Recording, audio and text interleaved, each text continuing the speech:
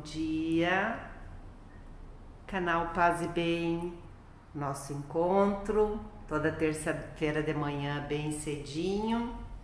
Tô falando aqui do salão de meditação da comunidade Zen Vale dos Sinos, e a gente vai hoje compartilhar mais um texto escrito por Shundō Aoyama Roshi, uma grande mestra japonesa, né?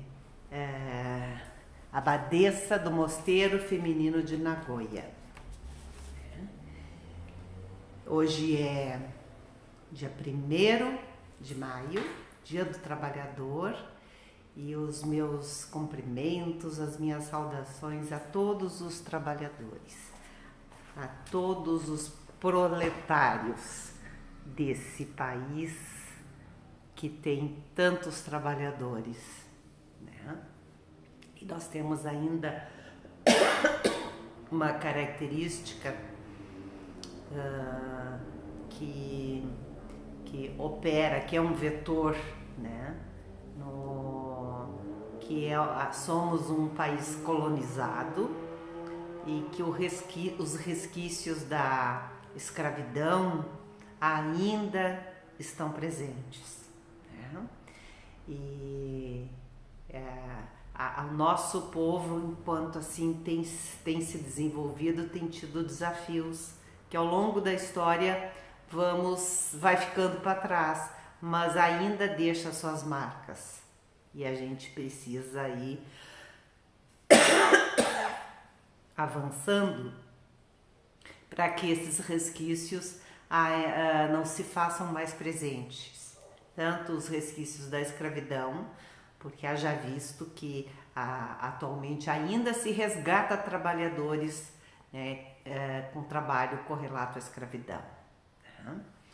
Ainda temos um profundo desrespeito com os povos originários, né?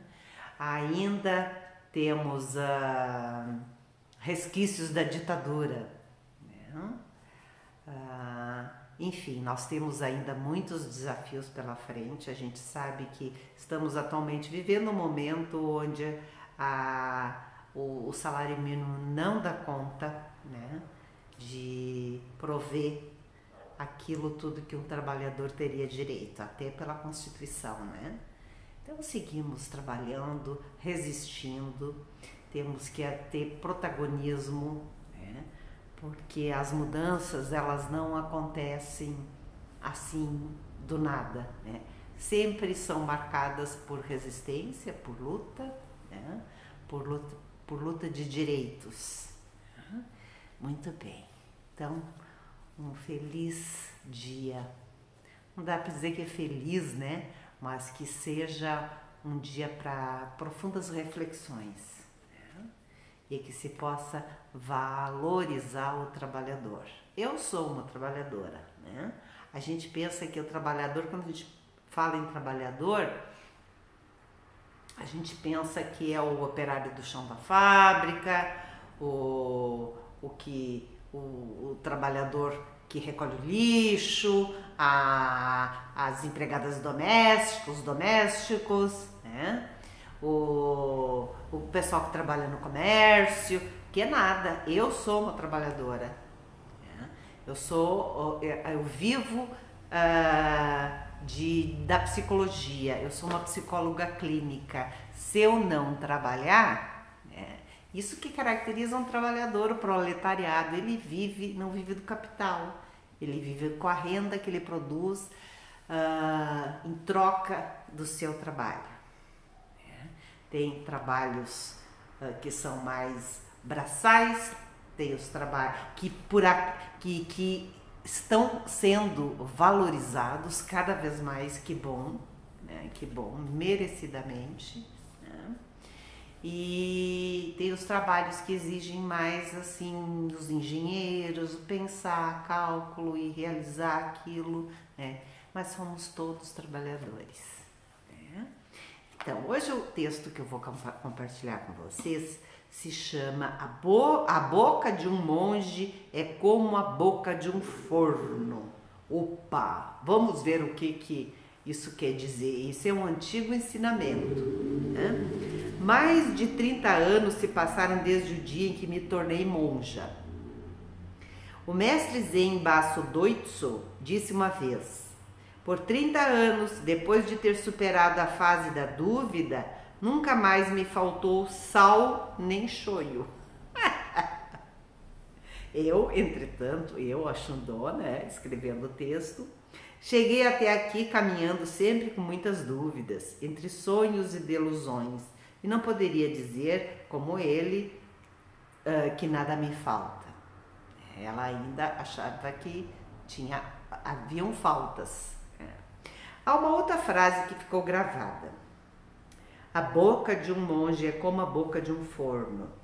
São as palavras de Kakayana, um discípulo de Shakyamuni Buda, que encontramos no Tenzo Kyobun de Mestre Dogen. Tenzo Kyobun é um texto que Mestre Dogen escreveu sobre o trabalho na cozinha, do cozinheiro, né? na cozinha de um mosteiro, né?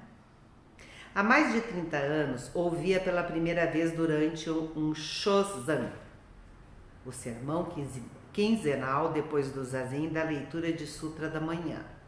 Como fazia pouco tempo que eu era monja, sentava-me atrás de inúmeras outras monjas mais antigas que eu.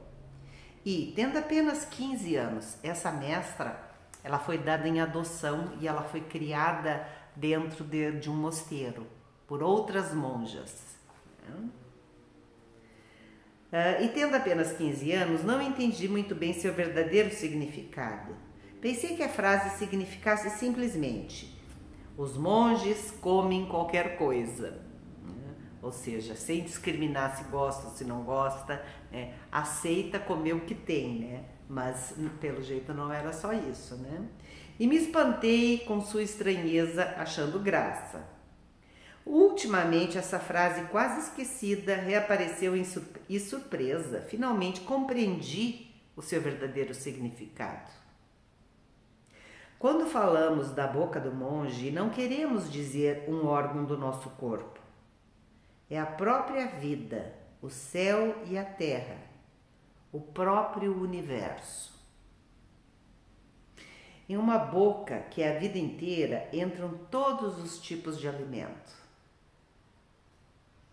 Pensei novamente nessas palavras. A vida é mesmo como um forno. No forno entram todos os tipos de lenha, mesmo as poucas agradáveis.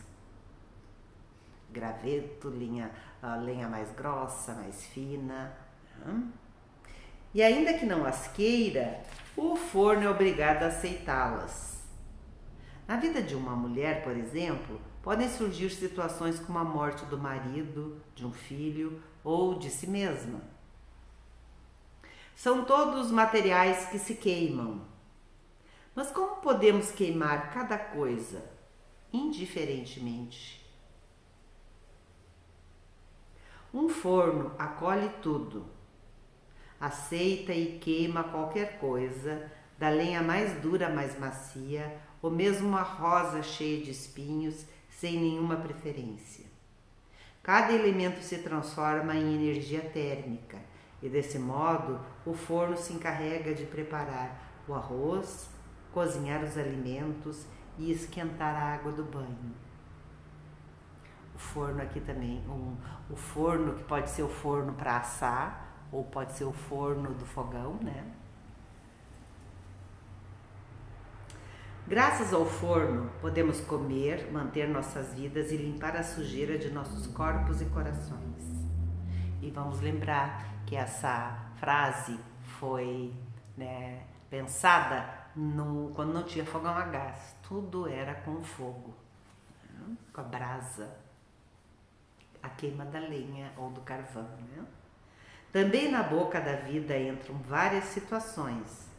Alegrias, tristezas, fracassos, sucessos, dor, amor, ódio e diversos outros combustíveis, o que nos move, né? esse forno representado pelo que nos atravessa, pelo que chega até nós. Para cozinhar os alimentos que nutrem e sustentam todos os seres e para ferver a água que lava e purifica todos, como devemos acolher e queimar todas essas experiências?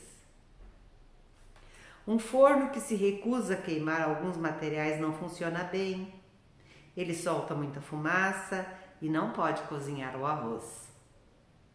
Não apenas deixa de cumprir sua função, mas pode até prejudicar a saúde como um incômodo de tanta fumaça. A gente sabe, né, quem tem lareira, quando o vento pega de mandar a fumaça de volta pela chaminé, né? Durante o período em que refletia sobre essas coisas, encontrei uma poesia de Eiichi Enomoto em um jornal. Abençoado cesto de lixo, recebe qualquer coisa, papéis amassados, os erros que cometi em momentos de fraqueza e em silêncio, sem pronunciar uma única palavra. Um cesto de lixo não apenas aceita tudo em silêncio, mas também regenera todas as coisas e lhes dá uma nova vida, reintegrando os dejetos no mundo. O que é então esse abençoado cesto de lixo? É como a boca do céu e da terra do universo. É um forno. Assim é Buda, que aceita da mesma forma tanto a felicidade como a infelicidade, tanto o ganho como a perda, soprando a vida em sua origem. A vida de um monge que segue os passos de Buda é a própria vida de Buda. A vida de todos os seres e também todos os fenômenos e circunstâncias são as mãos de Buda, mesmo que sejam os incômodos. Se pudermos perceber isso, conseguiremos utilizar até mesmo os fracassos e a adversidade para enriquecer e viver plenamente nossa existência, preparando o arroz para todos os seres, fervendo a água para o banho de todos os seres. Depois de um longo caminho de dúvidas, finalmente consegui chegar a um novo ponto de vista, compreendendo o significado da frase. A boca de um monge é como um forno. Como podemos trazer isso para as nossas vidas? Esse ensinamento tão precioso.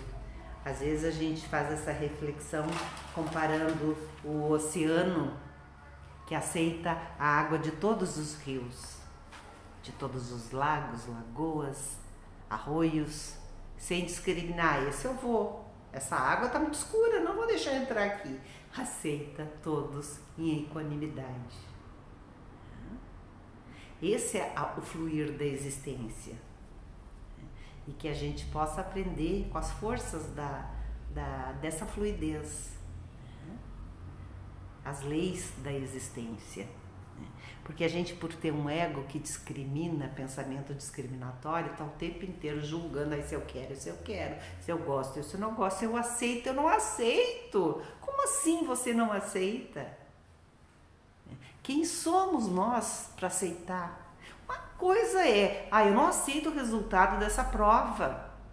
Eu vou estudar mais da próxima vez porque eu vou tirar uma nota melhor. Ok, vai lá e faça isso. Uma coisa é não aceitar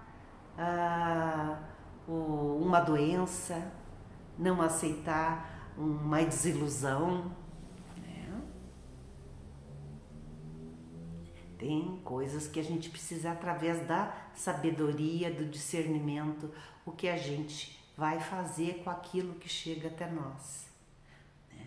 Como podemos ser como o oceano, como podemos ser como um forno,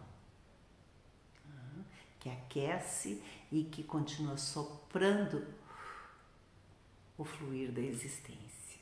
Até o nosso próximo encontro.